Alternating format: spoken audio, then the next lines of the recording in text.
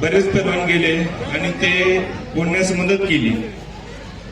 आता आपल्या महाराष्ट्राचा एकमेव सगळेजण त्या पैलवानाला ओळखतात बाहुबली महेंदर.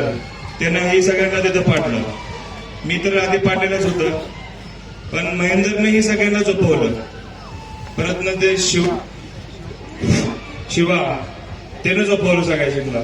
म्हणजे की कुठेतरी वाढत आपलं महाराष्ट्र सगळ्या गोष्टींवर वर्चस्व करत चाललं. आणि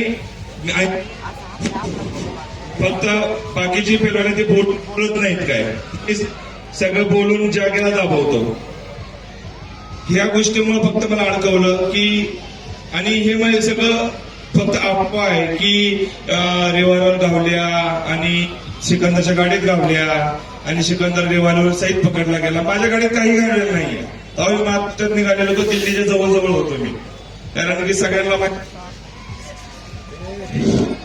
माहित आहे की मी 6 महिने पंजाबमध्ये राहतो आणि 6 महिने महाराष्ट्रात राहतो.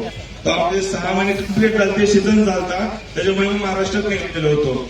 आपल्या महाराष्ट्रातल्या काही लोकांना मी कळवलेलं होतं आणि काही गोष्टींबद्दल मला सुप्रियाताईंशी बोलणं जातं की सुप्रियाताई मला जरासं आपली मदत पाहिजे आहे. त्या गोष्टींबद्दल मी सुप्रियाताईंशी माझं बोलणं जातं. म्हणून सुप्रियाताईंनी माझा मुद्दा उचलून धरला की सिकंदर ह्यात नाही.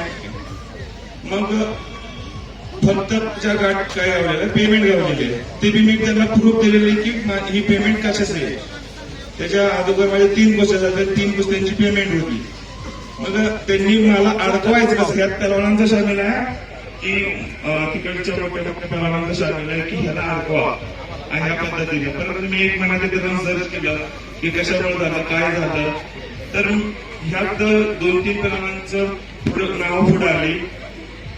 पेमेंट गावल्यामुळे फक्त म्हणजे की आता मला कमी मंजूर झाला, तर मी थांबून माझा क्लीन चिटचं कागद घेतला. आता मी मीडियासमोर बसणार आहे, त्यासमोर बसून कागद लावणार आहे माझा क्लीन चिट.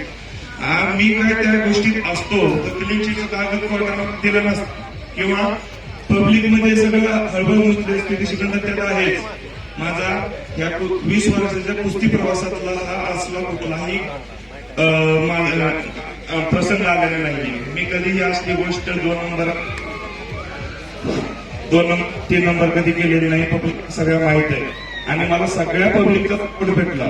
ह्या सगळ्यात महत्वाचं झालं की कुठंतरी कोर्टानं बी हे उचलून धरलं की सोशल मीडिया सिकंदरचा साथ ह्याला सोडून द्या. बाकीचं मी या 4 दिवसात सोशल मीडिया समोर आपलं पत्रकार परिषद घेऊन बोलणार आहे. त्यावेळेस आपल्या सगळ्यांना सगळ्या गोष्टी कळतील. मी फक्त एवढं सांगतो की मला ह्यात अडकवलं गेलं, माझ्यापाशी काही गावलेलं नव्हतं. माझ्यापाशी फक्त पेमेंट होती, त्याच्यामुळे मला फक्त हे धरलेलं होतं. आणि यात थोडाफार माझ्या संग षडयंत्र झालता, ते सगळं खुलासा झाला तिथं. तर मी सगळं सांगेल तुम्हाला नंतर पत्रकार परिषद घेऊ.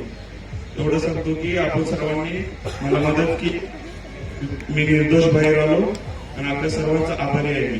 धन्यवाद. धन्यवाद. धन्यवाद पहलवान. कर्म जिनके अच्छे हैं, किस्मत उनकी दासी है, नियत जिनकी साफ